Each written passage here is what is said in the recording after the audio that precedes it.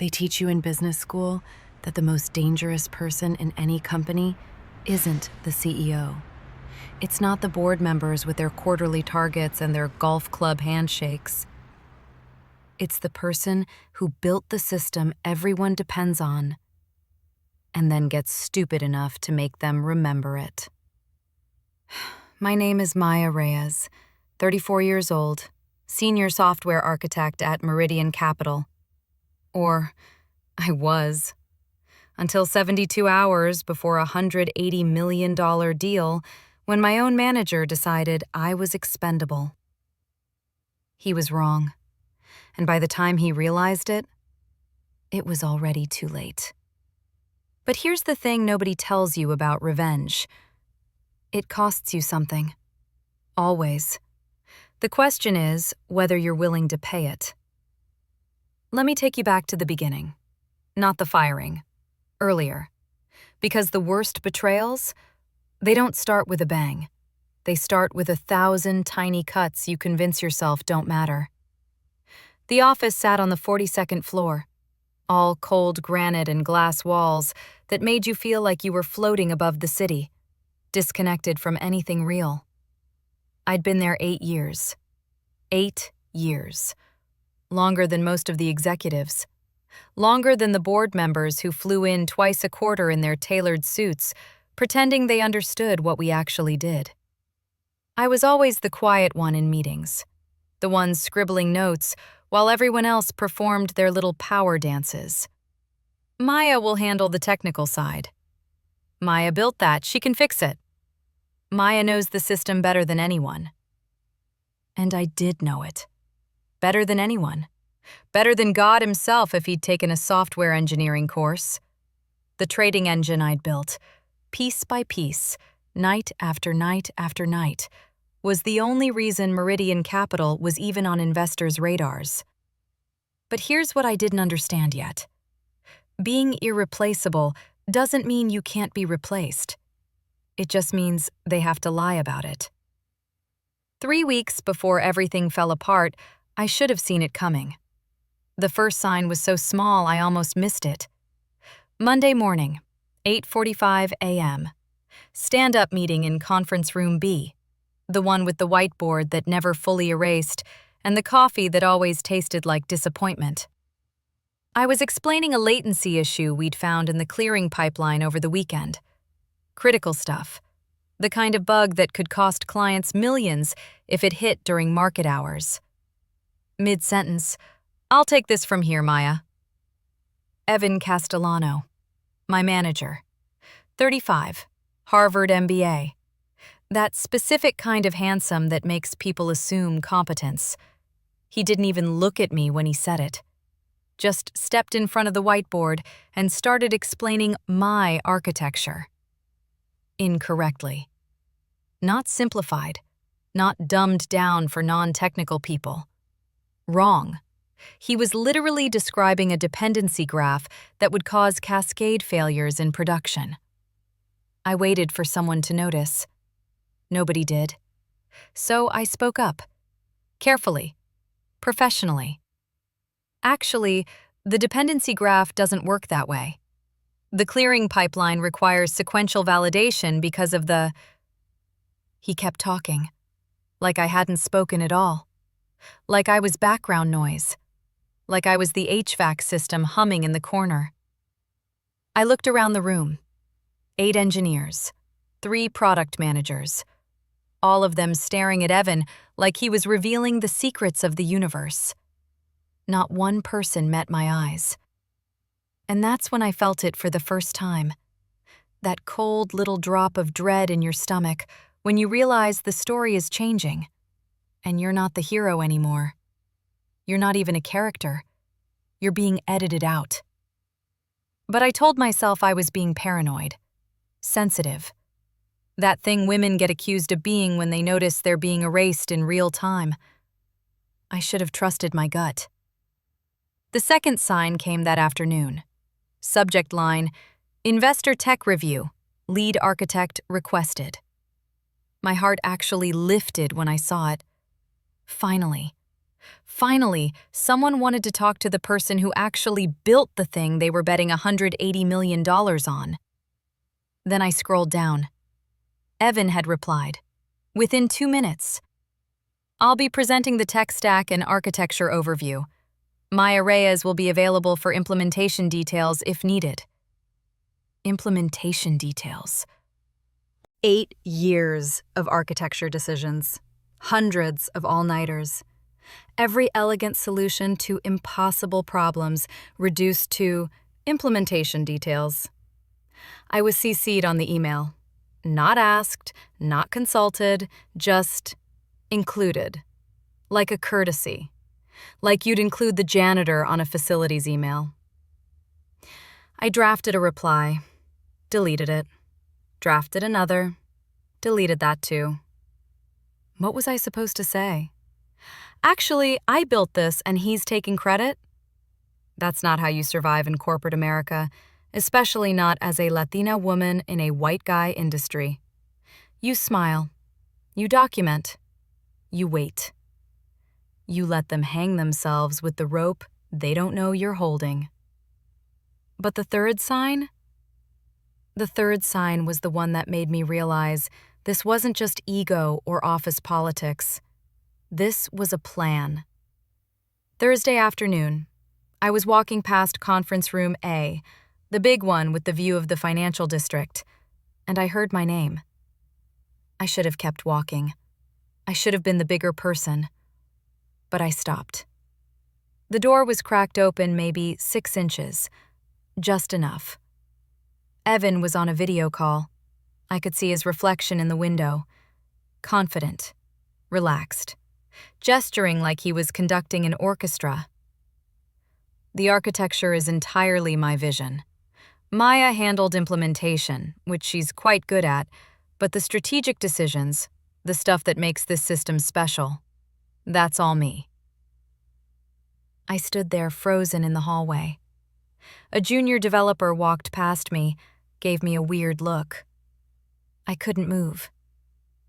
Maya's solid on execution, but she's not really a big picture thinker, you know? That's why I brought her onto my team originally. His team. His. I was at Meridian 3 years before he was hired. But the thing that really broke something in me was what he said next. Between you and me, she's been making some questionable technical decisions lately. Nothing catastrophic yet, but I've had to step in a few times to course correct. That was a lie. A complete, calculated, deliberate lie. And I stood there in that hallway with my ID badge hanging around my neck and my laptop bag cutting into my shoulder, and I felt something crystallize inside me. Not anger yet. Something colder. Understanding. He wasn't just taking credit. He was building a narrative. A story where I was the liability and he was the genius who had to manage my mistakes. He was constructing my exit ramp. And nobody would question it because he told the story so confidently. I went back to my desk, opened my laptop, stared at the screen for 20 minutes without seeing it. Then I did something I'd never done before. I started documenting everything. Every email, every meeting note, every commit history with timestamps. I didn't know why yet, but I was building my narrative. Just in case. Friday, 11 a.m., the board meeting. The conference room was on the 45th floor. Even bigger windows. Even colder. 8 board members, 3 investors. The CEO, Marcus Webb. Silver-haired, expensive watch, the kind of guy who says synergy without irony. And Evan. And me. I sat in the back row, not at the table. The table was for important people. I was there for technical support, just in case someone asked a question Evan couldn't answer. Spoiler alert, nobody asked. Evan started the presentation. My slides. The ones I'd spent 3 weeks building, explaining the architecture in ways non-technical people could understand without feeling stupid. My diagrams, my analogies, the ones I'd spent years refining. He even used my joke about the system being like a restaurant kitchen. You don't see the chaos, you just get your meal on time. The board laughed. Marcus Webb nodded approvingly. One of the investors, Laura Chen, someone I'd actually worked with directly for months, smiled and took notes. Not one person looked at me. I sat there with my hands folded in my lap, perfectly still, watching a man take credit for 8 years of my life. And you know what the worst part was? He was good at it. He was better at presenting my work than I would have been. More confident, more charismatic, better at making eye contact and reading the room. All those things I'd never been good at because I was too busy actually building the damn thing. 20 minutes in, I started to think maybe this was fine. Maybe this was just how it worked. Maybe I should just be grateful to still be employed, still be part of something important. Excuse me, I have a question. Robert Kiernan, board member, 60-something, cold eyes. The kind of guy who asks questions like he's setting traps. This report from security, can someone explain the unauthorized system access on Maya Reyes's credentials last month? The room shifted. Everyone turned. Finally, they looked at me. I was running latency tests on the staging environment. It was after hours because I didn't want to impact. Did you get approval for these tests? I informed my manager, and then Evan spoke. Maya's been making unauthorized changes without proper documentation. We've been concerned about her access patterns. He didn't look at me when he said it. I've tried to address it privately, but there seems to be a pattern of disregarding protocol. Robert Kiernan flipped through papers. There are 3 separate incidents here. Database access, code commits without pull requests, configuration changes in production. Those were emergency fixes during the outage last month. I was the only one online, and if I hadn't... Marcus Webb raised his hand. Silence. Maya, I think it's best if you step out while we discuss this. And just like that, I was done. I stood outside the conference room for 11 minutes. I counted. I watched the seconds tick by on the clock at the end of the hallway. Somewhere around minute 7, my hands started shaking. Not from fear, from rage. Pure, white-hot rage that I had to compress down into my chest until I could barely breathe. Marcus Webb stepped out. His assistant, Jennifer, was with him. Her face told me everything. Maya, we need to discuss a situation. I didn't do anything wrong. I'm sure that's true, but we have to take security concerns seriously, especially this close to the funding round. We're terminating your employment effective immediately. For policy violations and unauthorized access to critical systems. Evan is lying! Jennifer will escort you out. You'll receive 2 weeks severance. Sign the NDA, and we can make it 4. This isn't real. But it was. Jennifer walked me to my desk. I had 15 minutes to pack my things while she watched. 15 minutes to grab 8 years of my life and stuff it into a cardboard box that said copy paper on the side. My mechanical keyboard. The plant I'd kept alive for 6 years. The world's okayest engineer mug my little brother gave me. My hands were still shaking. On the way down, Jennifer said something I'll never forget. For what it's worth, I'm sorry. You're really good at what you do. Past tense. What I did, not what I do. I walked out into the Friday afternoon sun, carrying my box and my laptop bag. The security guard, Tommy, who I'd chatted with every morning for 8 years, wouldn't look at me. I stood on the sidewalk for 10 minutes, maybe longer. People flowed around me like water around a stone. And I felt nothing, which terrified me more than anything else. I don't remember driving home. I remember sitting in my apartment as the sun went down. Lights off, box still on the floor by the door where I'd dropped it. Laptop open. Screen brightness turned down so low it barely lit my face. At some point, maybe midnight, maybe 2 a.m., I started going through my files. Not for revenge. Not yet. Just taking inventory, trying to understand what I'd just lost. And that's when I started to remember things. Small things, technical things. Things Evan didn't know existed because he'd never actually built anything. Like the maintenance backdoor I'd implemented 3 years ago when the entire system went down on a Saturday and nobody else could access it. Documented. Approved. Buried in a GitLab merge request from 2022 that nobody had looked at since. Or the encryption key architecture for the trading engine. See, the system couldn't just be transferred to someone else. It wasn't designed that way. The authorization pattern was tied to specific credential chains. My credential chains. Changing it required full system reinitialization, which required me.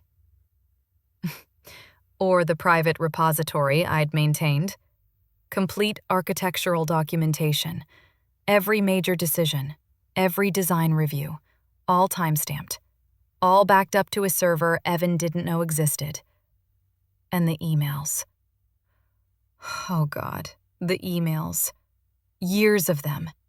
Every time Evan had asked me a technical question. Every time I'd solved a problem he couldn't. Every time he'd said, "Great idea, Maya," and then presented it as his own the next day. I started taking screenshots, one after another after another. The sun came up. I didn't notice. By 7 a.m., I had everything organized into folders. Evidence, timeline, technical documentation. At 7:32 a.m., my phone buzzed. Laura Chen, the investor. "Hey, Maya, can we talk? Heard what happened. Doesn't sit right with me." And that's when the anger finally came. Not hot anger, cold anger. The kind that makes you precise. We met at a Starbucks in Soma, 9 a.m. Saturday morning. Laura Chen was already there when I arrived. Laptop open, coffee untouched. She looked tired. "Tell me what really happened.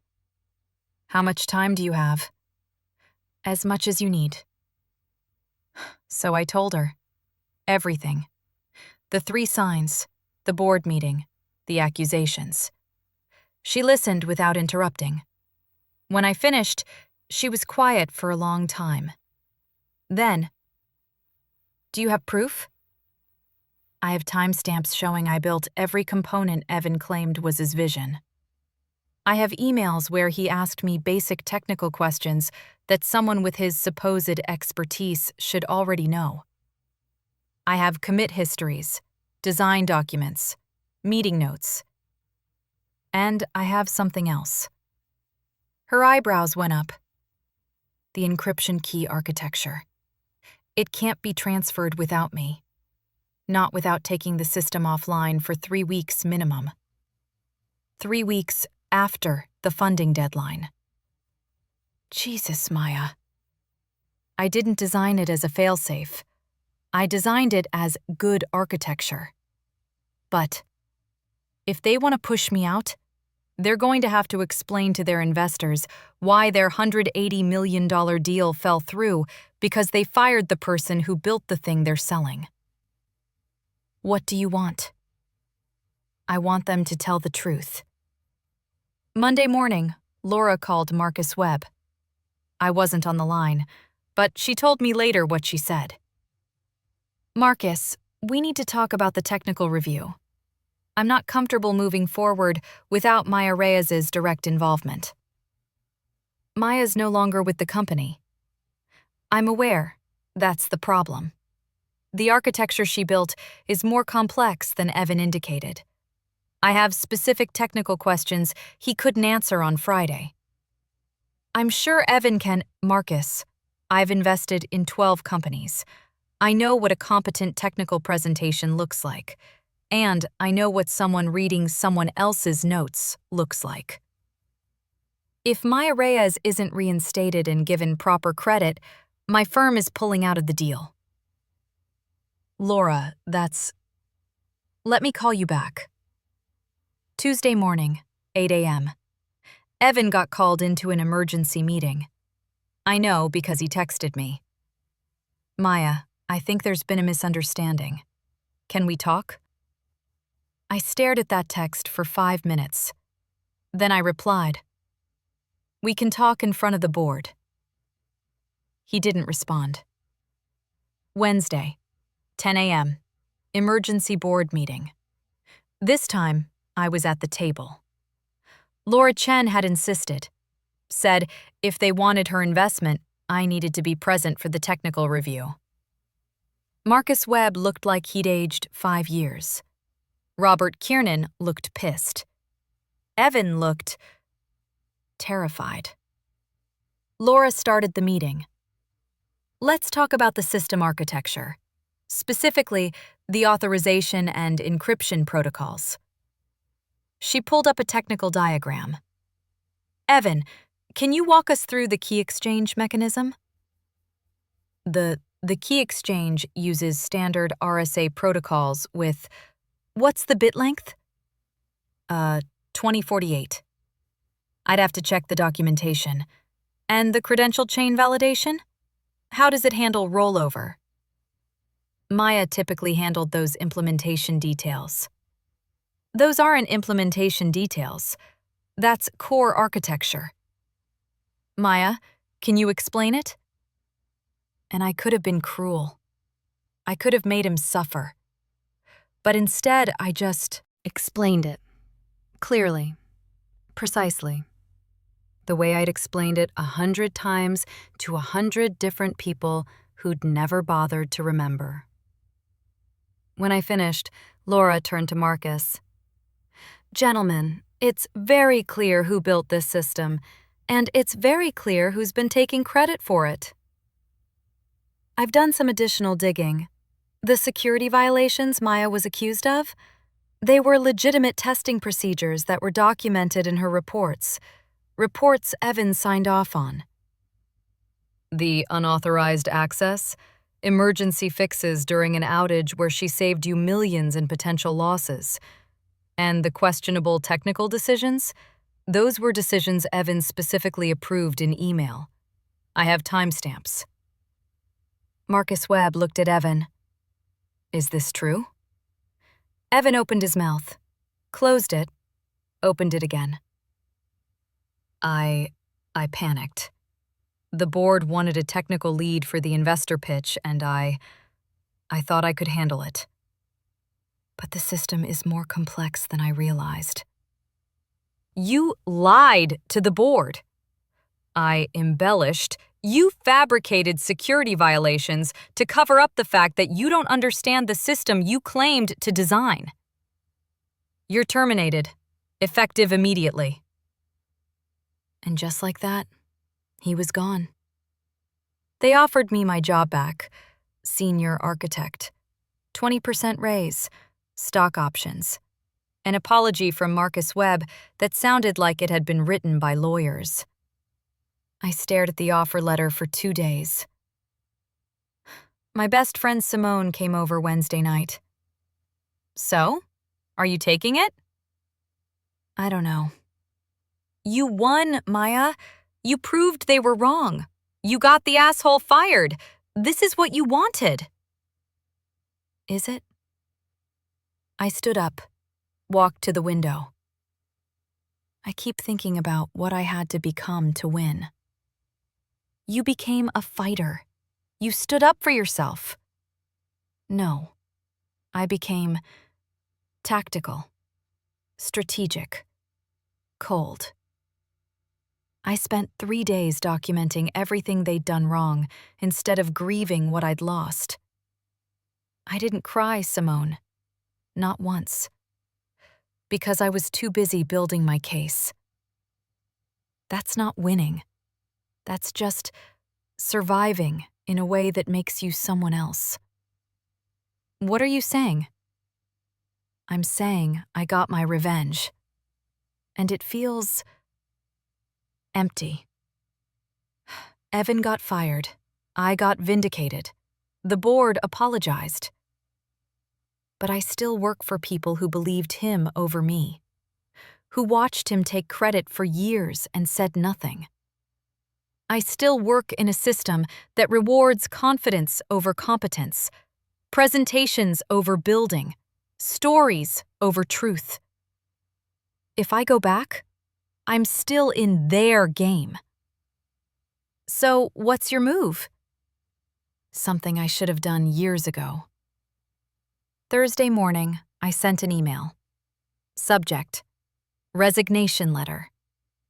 Dear Marcus, thank you for the offer to return to Meridian Capital.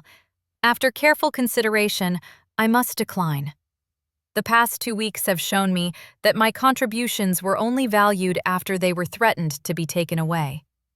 That's not a culture I can build a career in. I'm starting my own firm. Several of your clients have already reached out about working with me directly. Laura Chen is my first investor.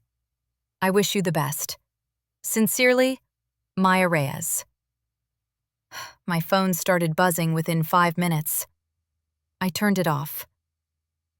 6 months later, my firm has 12 clients, 8 employees.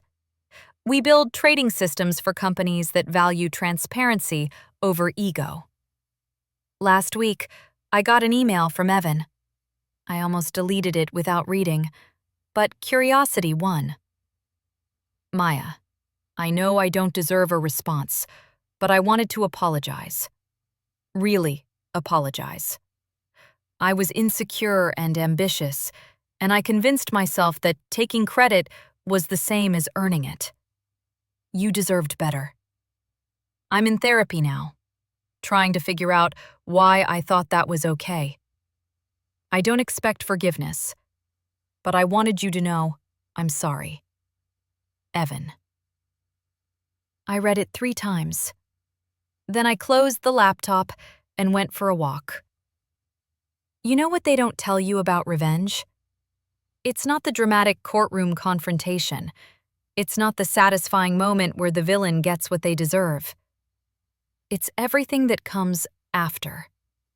The realization that winning doesn't erase what happened, that justice doesn't heal wounds, it just acknowledges them. I got my revenge. Evan lost his job. I proved I was right. And I'm still angry sometimes. I still have dreams where I'm back in that board meeting and nobody's listening. I still check my email compulsively, half expecting another accusation. But I also built something new. Something mine. Something that exists because I walked away instead of staying somewhere I'd always be fighting to prove my worth. That's the thing about revenge. The best kind isn't destruction. It's not even vindication. It's building something so undeniably yours that the people who tried to erase you become a footnote in your story, not the other way around. Evan sent me that apology, and you know what? I deleted it. Not out of anger, but because I genuinely don't need his absolution anymore. I don't need Marcus Webb to admit he was wrong. I don't need Robert Kiernan to apologize for believing lies. I needed to prove to myself that I could walk away from people who didn't value me and build something better. And I did. That's the revenge that matters, not the one that destroys them, the one that frees you. My name is Maya Reyes. I'm the founder of Apex Systems Architecture, and I'm done letting other people write my story.